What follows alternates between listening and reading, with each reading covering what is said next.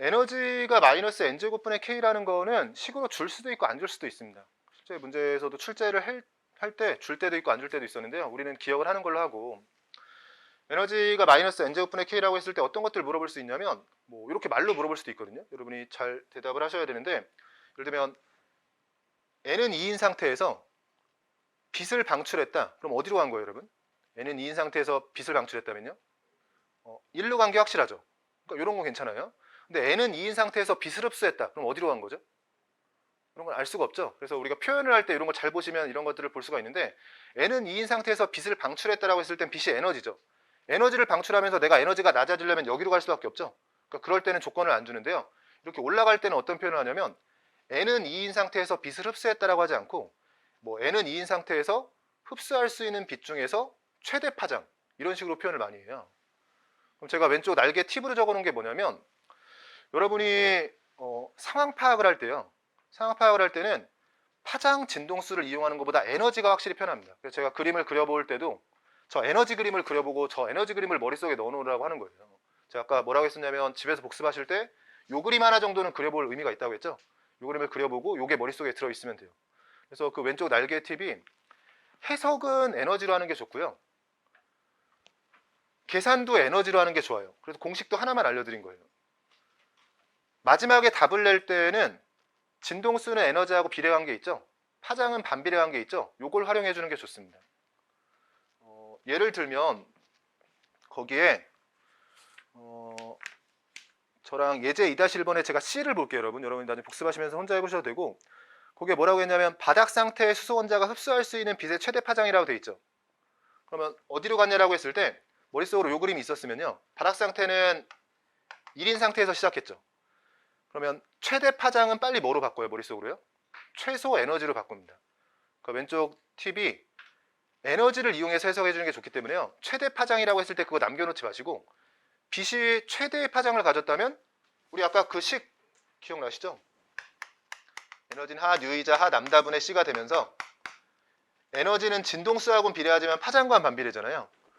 그러면 최대 파장이라는 건 최소 에너지인 거잖아요. 그럼 바닥 상태에서 최소 에너지라는 건 여기로 간 거죠. 그러니까 1에서 2로 간 거예요. 이게 바닥 상태에서 수소원자가 흡수할 수 있는 빛의 최대 파장이고요. 두 번째는 N은 3인 상태에서 수소원자가 방출할 수 있는 빛이라고 되어 있죠. 빛을 방출했다. 그러면 N은 3인 상태에서 어디로 간 거예요? 떨어진 거죠. 근데 떨어질 게 두 개가 있기 때문에요, 이것도 조건을 준 겁니다. 방출할 수 있는 빛의 최소 파장이라고 되어 있네요. 그럼 최소 파장을 빨리 뭐라고 해석해요? 그럼 최대로 에너지를 방출하려면 여기서 어디로 떨어져야 돼요? 1로 떨어지겠네요. 그러면 이걸 계산을 어떻게 하시면 된다는 거냐면, 공식은 저거 하나만 있다라고 생각하시고요. 그럼 1번 껍질에 있을 때 에너지가 몇이었죠? 마이너스 n제곱분의 k, 마이너스 k죠. 반복하면 이제 계산이 익숙해질 거예요. 2번 껍질에 있을 때 에너지는요? 마이너스 4분의 k. 이 차이만큼 에너지를 방출하거나 흡수하는 거거든요. 지금은 올라갔으니까 흡수한 겁니다. 어쨌든 이 차이가 지금 몇이냐면 4분의 3k죠. 여기 쓸 때 에너지 몇이에요? 마이너스 9분의 k.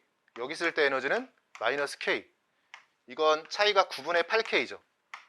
그래서 굳이 뭐 방향까지 보지 마시고 그냥 해석을 할 때는 크기만 보면 되겠죠. 물론 정확히는 이건 올라갔으니까 빛을 흡수한 거고요, 이건 떨어졌으니까 빛을 방출한 겁니다.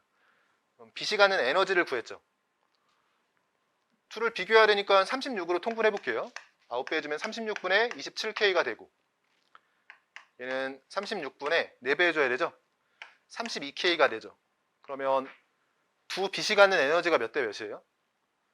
27대 32죠. 그럼 파장은 32대 27이 되겠죠. 그래서 에너지로 끝까지 계산도 다 하고요. 마지막에 파장을 물어봤으면 몇 대 몇이냐? 반비례니까 뒤집어주면 됩니다. 27대 32가 아니라 32대 27이 되겠죠. 그래서 지금 C에서 남다 B분의 남다 A를 구하라고 했을 때요, 이걸 32대 27인, 이게 32고 이게 27인 거죠. 32대 27로 이렇게 바꿔서만 잘 적으시면 돼요. 위쪽에 B의 경우에도요, 같이 이것도 풀어볼까요? n은 4인 상태에서 n은 2인 상태로 전이하는 과정에서 방출하는 빛의 파장이 486이래요. 2에서 1로 갈 때 방출하는 빛의 파장을 구해라. 그러면 4에서 2로 갈 때는 486 나노미터인데 2에서 1로 갈 때는 몇이냐 이렇게 물어본 거잖아요. 이것도 여러분 집에서 하실 때 그 왼쪽에 팁이 뭘 얘기하는 거냐면 파장을 물어봐도 파장으로 계산하거나 진동수를 물어봐도 진동수로 계산하지 말고 우리가 공식을 에너지로 기억해서 에너지로 해석하고 에너지로 계산도 끝내고 진동수는 그냥 에너지와 비례 관계, 파장은 반비례 관계로 풀면 되거든요. 제가 한번 해볼게요. 공식은 지금 외우세요 여러분. 네 번째 껍질에 있는 전자가 갖는 에너지가 몇이었죠? 마이너스 16분의 K.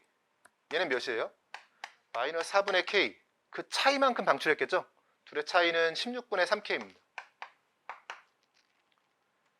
두 번째 껍질에 가지고 있던 전자, 두 번째 껍질에 있던 전자는 마이너스 4분의 K죠? 얘는 마이너스 K죠? 둘의 에너지 차이는 4분의 3K예요. 둘이 4배 차이가 났죠? 에너지가 4배 차이가 나는 빛이죠? 이건 빛이 갖는 둘의 차이만큼을 빛으로, 에너지로 방출할 텐데 방출하는 빛의 에너지가 4배 차이가 났죠? 그럼 파장은 뭐라고 쓰면 돼요? 4분의 1배. 121.5 나노미터가 됩니다. 여기서 이거 4배를 가져와서 여기 4분의 1로 풀어주면 되거든요. 그러니까 그 왼쪽 팁은 실제 이제 계산할 때 여러분이 막 내가 기억해야 될 게 많으면은 이게 수능하고 좀 약간 달라요. 제가 수능도 하고 있지만 수능은 진짜 좁은 범위이기 때문에 하나하나의 상황에 맞는 공식이 중요할 수가 있어요. 근데 MD는 그런 선택을 잘해야 됩니다. MD는 범위가 워낙 넓기 때문에 수능에 딱 10배라고 생각하면 되거든요. 그러면 내가 자주 나오지 않는 분야에 대해서 이 보호모형은 참고로 매년 나오는 게 아니라고요. 보호모형과 현대모형이 같이 나오는데 현대모형이 압도적으로 출제 비율이 높습니다. 그럼 내가 이 보호모형 잘 나오지도 않는 형태, 그렇지만 안 나오는 건 아니야. 그럼 이런 것들은 내가 어떻게 기억하는 게 좋냐면 문제가 나왔을 때 풀 수 있을 정도면 되고요. 너무 돌아가는 풀이만 아니면 되거든요. 그러면 막 여러 가지 공식들을 기억하려고 하지 마시고 그냥 머릿속으로는 공식은 딱 하나밖에 없다. 마이너스 n제곱분의 z제곱 k 요거 기억하시면 돼요 여러분. 근데 수술하면 이제 z가 1이 되면서 마이너스 n제곱분의 k인데 항상 해석을 비롯해서 계산까지 에너지로 다 해놓고요. 공식 하나 이걸 가지고 계산을 쭉 해놓고 마지막에 물어보는 게 파장이었으면 그거랑 반비례, 마지막에 물어보는 게 진동수였으면 그거랑 비례, 이런 식으로만 풀어주면 돼요.